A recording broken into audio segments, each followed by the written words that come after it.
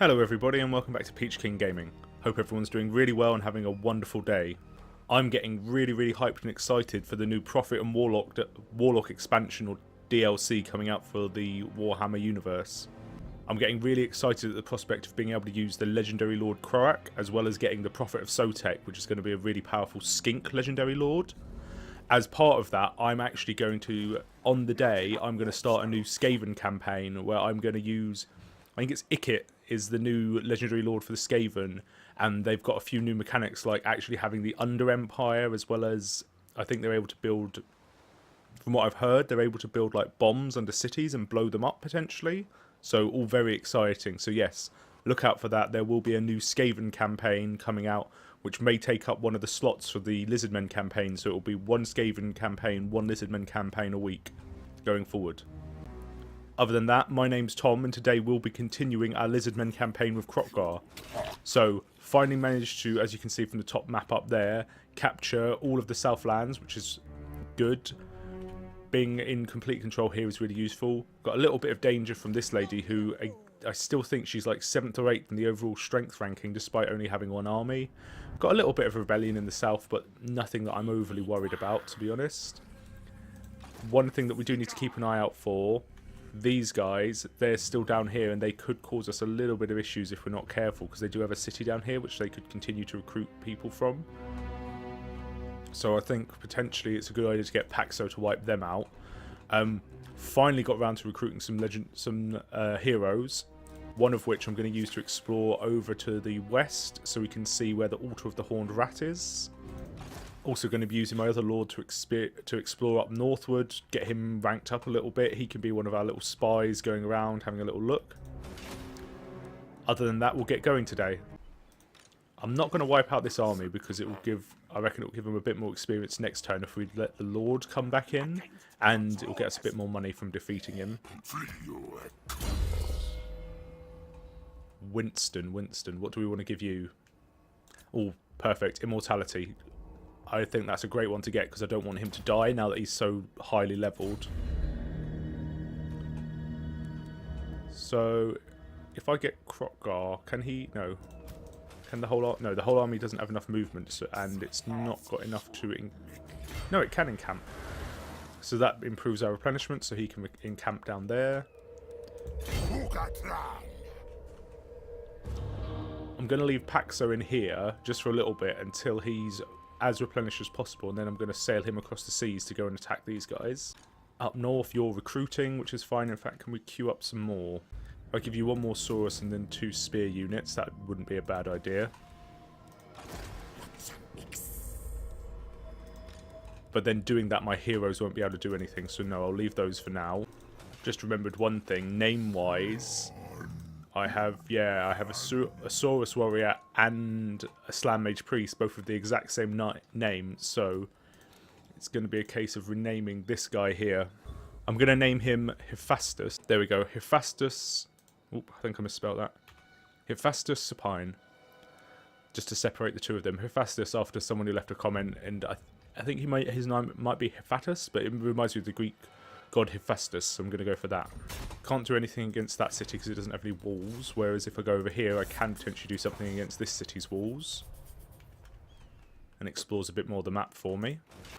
A little bit of money left to spend, so I'll build some more Mystic Ferns and then leave that for now.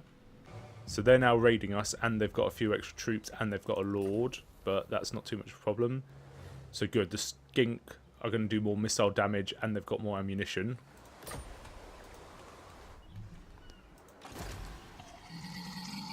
Let's take Kroq Gar off of... Kroq Gar can attack those guys really soon. Right, I'm going to move Pax-O down into No, don't you dare. Don't you dare go that way, Pax-O. So yeah, I'm going to move Pax-O down into Dawn's Light just because these guys next turn look like they would be able to reach it. And by sitting in Dawn's Light, they've still got the improved recruitment. And that means that next turn, if these guys do sail closer to us, we would be able to attack them. I wonder if we could steal that from him. Yeah, if we could get that and give that to one of my skink priests, probably Winston, that would be really good. Get Supine to join into Hephaestus' army. Get training. And I do want to give Hephaestus one more of those, and then it's a choice between these guys. That is a massive increase in cost. But they have a lot better armor, better leadership, but less melee defense, and slightly better melee attack, slightly less... Their bonuses, they are armor piercing.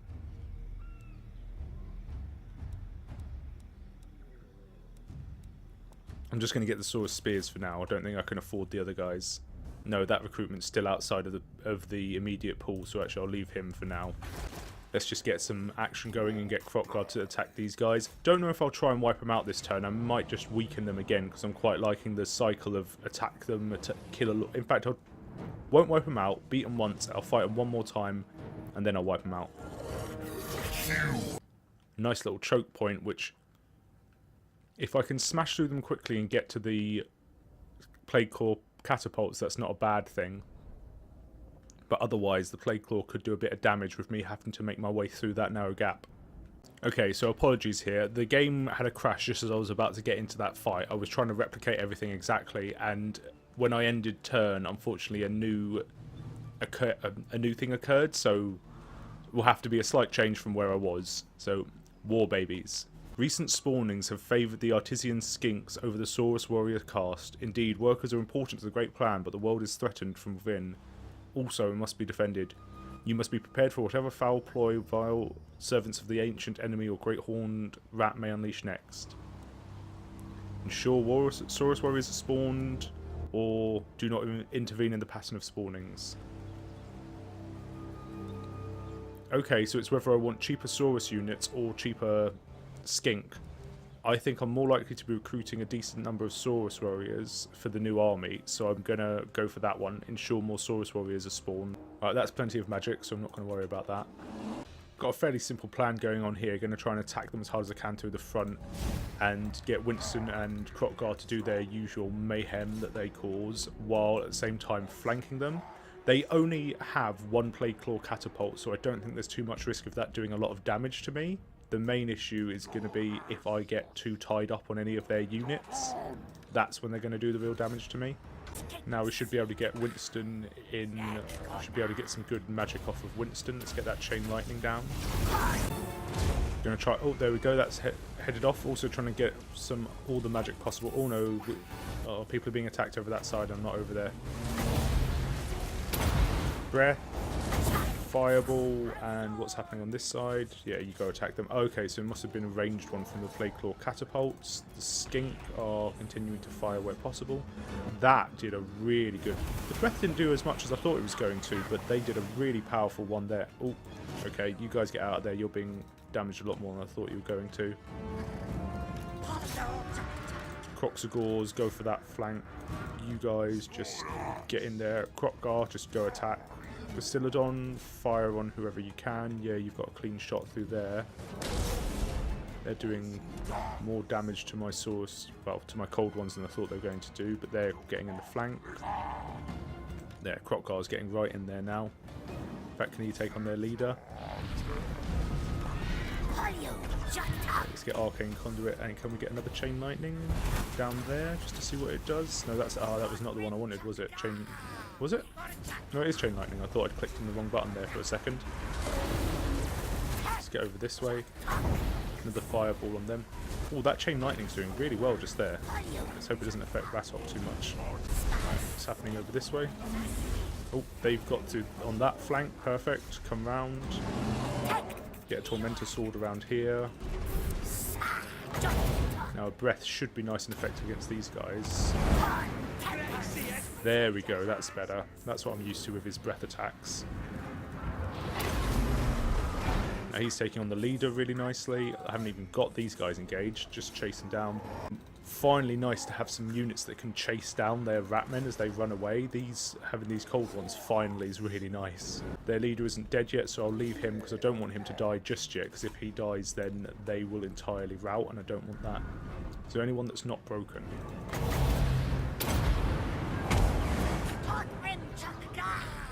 Nope. Okay, the leader's come back a little bit. That's fine, we can take him out. I like that fireball attack. I really like it. There we go. Everyone's shattered, which is fine. Don't chase them down. I want this army to survive. Really got some heavy damage done to them. Most of our casualties are going to be... yeah, our skink skirmishers took a bit of damage because they had a lot more ranged units than we did there. Probably shouldn't have sent them in as isolated as I did. The cold ones did really well chasing down a lot of their units, and Winston's always doing really well with his magic. Okay, so we're all quite happy with that. Not a lot of money, I was hoping for a bit more than that. But Kroq Gar went up a rank, which is always useful. Getting him as high a level as possible is great for us. I'm going to sacrifice the Sotek just to get more experience for the units. Kroq Gar's got Fearless, that's really nice. That extra charge bonus is always a good thing. I can't actually finish them. Oh no, I can finish them off this turn. Right, I'm just going to quickly wipe them out completely now. So, very easy win. Unfortunately, took quite a lot of casualties because their lord managed to get a really powerful breath attack in on my skink, which wiped out a lot of them, unfortunately. Yeah, going to continue to sacrifice the Sotek.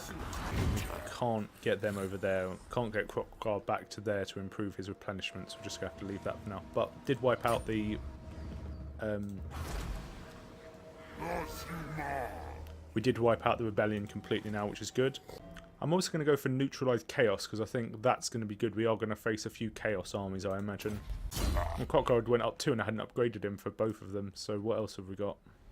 I'm also going to get Beast Driver because I think we are going to have some Stegodon and Bastillodon units in Kroq Gar's army for the final fight.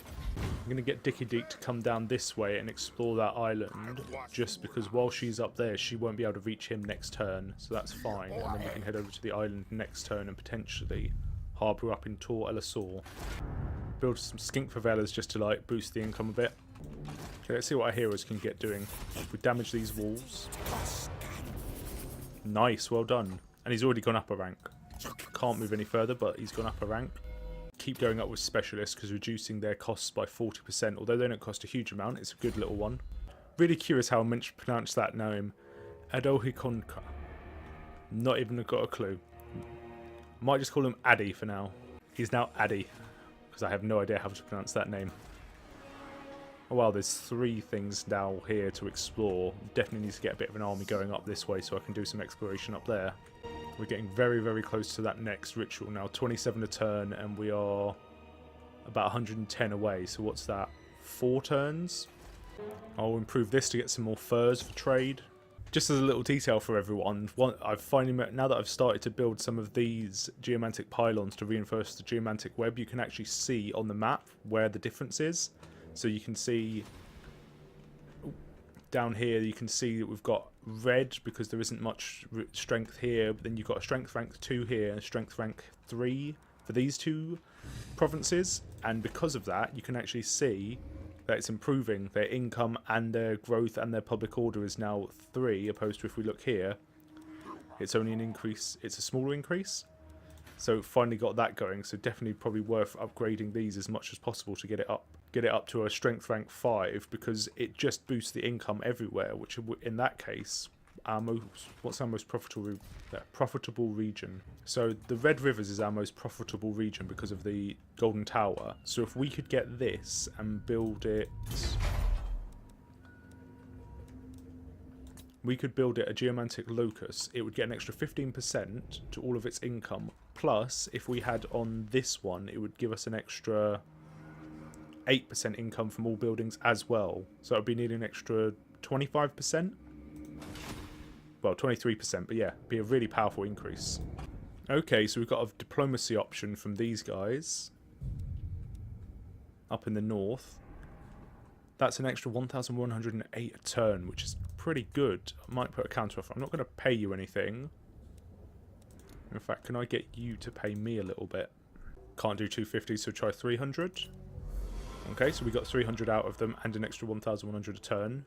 They're pretty strong, so we might have to keep an eye out for them. Okay, so these guys gave up coming up this way. I really do want to hunt them down because I don't want them to be a constant threat. So I think I will actually bother to get Pax-O to come down this way now that he's fully replenished. But in doing so, I might get him to have a look at the mysterious island while he's heading his way down there. Okay, so she's gone up that way, so I have no worry about encountering her. Pax-O must have actually been able to explore that island, which I wasn't expecting. But if that's the case, I'll give him the power of rage so that his army performs better in battle. And we get some extra treasury, which is always good. Physical resistance is a really good blessing. We'll get him to chase down these guys. Get Dicky Deet to explore this island. We've definitely seen a lot of these now that we've done so much exploration. I'll just take Hall of True Silver to see if we've got a good attack weapon, which actually... Scroll of Amber. Miscast chance 100%. Is that good? Is it Hex? Though that's quite good at helping break people, isn't it? I'll see if I can give that to someone, because I think that's quite a good spell. Okay, so done a little bit of rearrangement of units and... Well, not units, a little bit of rearrangement of equipment for everybody. And one of the things I gave this guy was an administrator, and he'll get that next turn, which means it will even further reduce the costs of recruiting units. So I'm going to recruit some more units next turn. Because, yeah, save a little bit of money. Every little helps, as they say. I've got quite a lot of money to spend and not sure where to spend it, which is annoying. I think I'm just going to improve all buildings relevant to trade, which is a nice little touch. Ah, right, oh no. Forget that, scratch that. Most important thing now, Temple of Skulls, because I am sure this will be a key location for that next ritual. So definitely need to build it. Force walls, for sure. What else can we build in this location? We can improve the geomantic we can build a geomantic pylon. We could also improve siege holdout time, better rank recruitment, and another Slan Mage Priest if we wanted them, potentially. Or we could improve some of these buildings and get extra income. I think major thing is just to build a geomantic pylon, and I'm not really feeling any of the other ones available here. I think I will save the rest of my money and move Kroq Gar back into Uatech for now. So we'll do some more recruitment for him next turn. Let's get a little bit more exploring going with my heroes up this way. He can't do anything because they don't have walls. So what's over this way?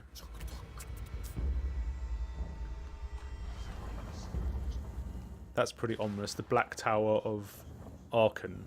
I was listening to some lore things a little while ago and I got a really interesting one about Arkan the Black and why he was called Arkan the Black. And my understanding is that he was addicted to some sort of chemical and that made his teeth go all black, it was a bit of a derogatory name rather than like a scary name. He was called Arkan the Black. It was a sort of something you'd refer to him as but never say it directly to his face, and presumably this tower here presumably has something to do with Arkan the Black, it being, you know, Black Tower of Arkan the Black. Don't think there's a lot more we can do right now, so we'll have to keep moving forward. Yes, I'm very aware there's corruption there. The corruption is going down, so don't keep going on about it. There might not be anything we can do about the last little bit of corruption because they have the local populace, so I don't know how you ever get rid of corruption that's due to local populace. Now this is an interesting option. He's there. If we send him to attack him, if he can't reach him, we can always get Dicky Deet to attack from the other side, and then we've completely encircled them and we can wipe them out. But that's not a problem because Pax-O was able to reach him anyway. This looks like it could be a fairly even pitched battle, so we might have to aim for taking out their lord. In terms of, yeah, I guess we probably have slightly more frontline units than they do. They're relying more on their skinks and their ranged units. I say we hold up because I know it's difficult for units to get through this, for smaller units to get through the water. So if we hold up on the back shore and use our solar engine's range, we could take a good advantage of that, I reckon. So obviously not got any magic, and we have to be careful because their lord does have a lot of magic. Oh, they had more pterodons than I thought they did. I thought it was just one unit of pterodons. Well, whatever the case is, if we hold up on the shoreline and take advantage of them being slowed down by the water, I think that's our main advantage. So I'm going to leave my skink here just as a bit of a screening force against the enemy. Meanwhile, my main force is just going to stay here ready for an attack. And having said that, it looks like they're not going to attack us, they're going to play the defensive fight, so we're going to have to take it to them. There's Slan Mage Priest trying to get a bit of magic off on us on that first bit. Oh, and now the pterodons are coming in. What kind of pterodons were they? They are the leech. Okay, so one of them is just pterodon riders. The other one is the leech bowler fire ones, which are quite powerful actually. Let's see if I can get these pterodon taken down. relatively quickly. In fact, if they come and attack us, I'm going to get Kroq. Yes, they are they? Yeah, they are. Are they actually coming in for an attack? No, doesn't look like it. Well, whatever the case. They've actually come in against him. Oh, you're silly there. If we can get Pax-O to take out some of these guys, in fact, if we fix them in place, even better. And because of that, they've suddenly made a massive advance on us. We've pretty much taken them out. Can Pax-O make his way straight through them, in fact, because of that? I'm going to get the Zlatlan solar engine actually to charge through as well. Okay, I'm not too worried about... One of you get back and help out them. The skink having a little bit of trouble. I'm just actually going to get my army to engage them in general. Pax-O's almost made it through. He's just been caught at the last moment by these guys. But he's nearly wiped him out. Now I can get him to go after their lord, because if he takes out this Slan Mage Priest, that's going to be really good for me. Though he is being attacked from behind a little bit. Go on, Lizardmen, you do what you can. My army's advancing forward. They're being seen off. Right, skink move forward to start firing on people. Attack around their flank, attack around their flank. Get firing on whoever you can. How's Pax-O doing back this way? Oh, he's been tied up with a lot of spear units, which isn't actually great for him at all. Pax-O's doing really well against these Saurus units, actually. Well, Saurus and some skink cohort from the look of it. The Zlatlan's doing fine here. Just encircle them wherever possible. On each flank, we're slowly taking things out fairly comfortably. You can see a lot of their armies, and well, a few of us are all rampaging at the same time. You get firing into the backs of them. You guys move over this way. There, that's better. The Zlatlan take on them. Okay, so we've got rid of that unit. Oh, they've actually engaged us a little bit on this side. And Pax-O's almost right in the top of his lord. I think his lord's actually fighting us, which is good. That's why I'm trying to trap him. Oh, nice. The skink have used up all their shots, so they're actually going to engage my Saurus now, which is more than what I wanted. Try and get some skink around the flanks so they can fire on them a little bit. Oh, wow. Pax-O just got lifted up by the magic of the Slan Mage Priest and slammed into the ground. That was impressive. Right. The Slan Mage Priest is holding his own a lot better than I was expecting him to. Okay, we're taking some casualties, but we are. Oh gosh, there he goes again. Jesus, that's impressive to see, but yeah, he can't hold up. Oh no, he's doing it again. With him focused on Pax-O like that, he's doing some real damage to him. He's done way more. I'm going to have to get other units in there to attack him as well, because that guy he's interrupting Pax-O's. There, got rid of him. But yeah, by doing that, he kept interrupting Pax-O's ability to actually attack him. And there we go, their lords now, with their lord gone, they're all breaking now. They're all shattered. Okay, so we did really well against them, considering they had that many more units. Though, to be fair, a good number of that would have been their skink cohort, so they did not too badly. Some of these guys took out over 100 units each, which is pretty good work. Pax-O putting in the good work as well, good effort. Okay, so we've got a decent decisive victory there. Good bit of loot off of them. Pax-O, yeah, Pax-O's gained a rank.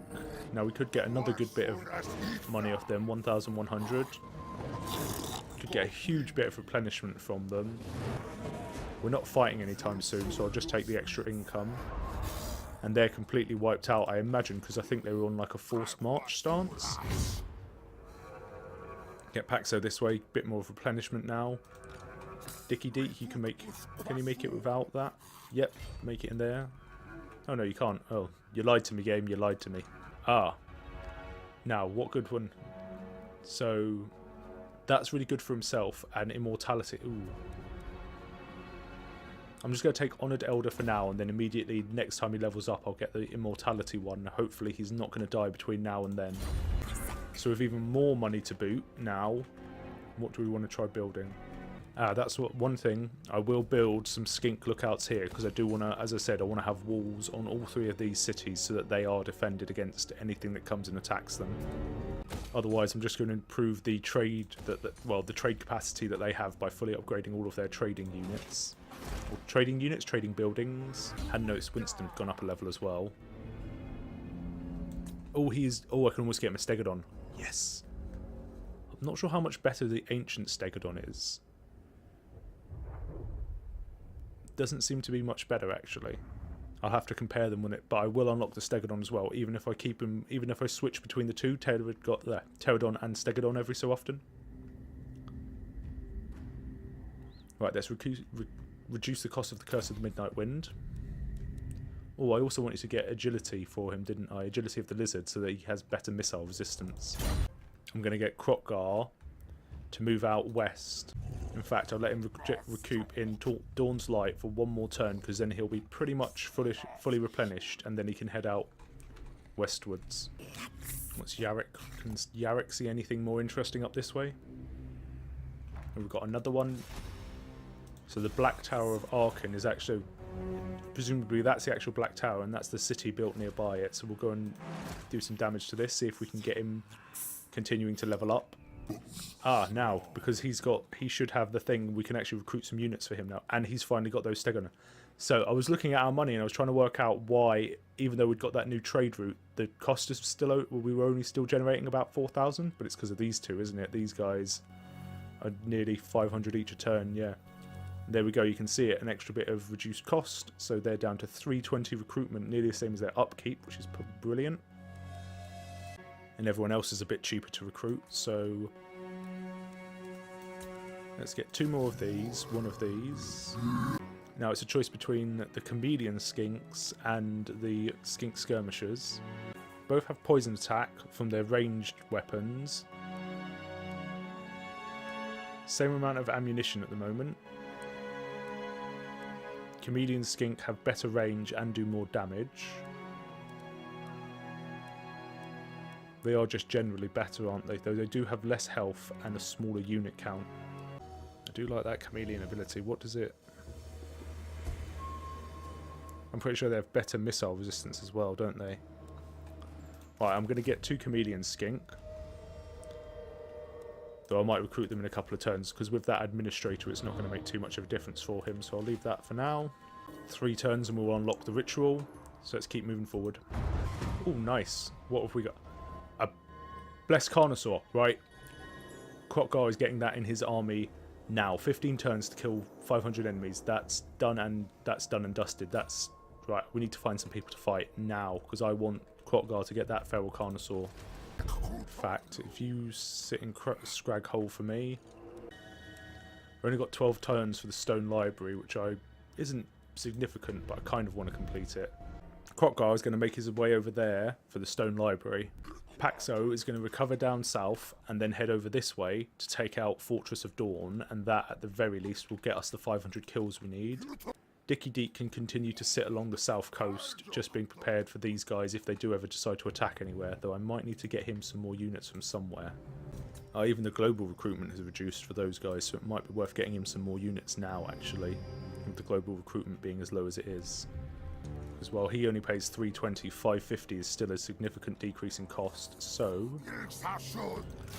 2 more of those, and one of those take 2 turns, but I'll sacrifice that.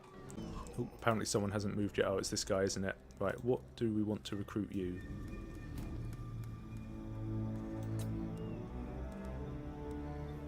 I'm going to get you 2 chameleon skink, 2 of the normal skink,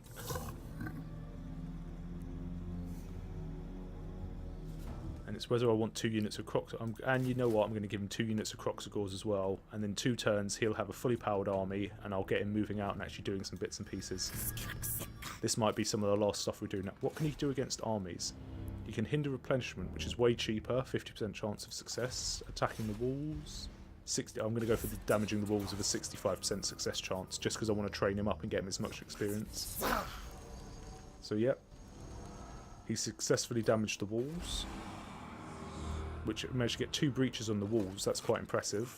And then go over to the Black Pyramid of Nagash next turn.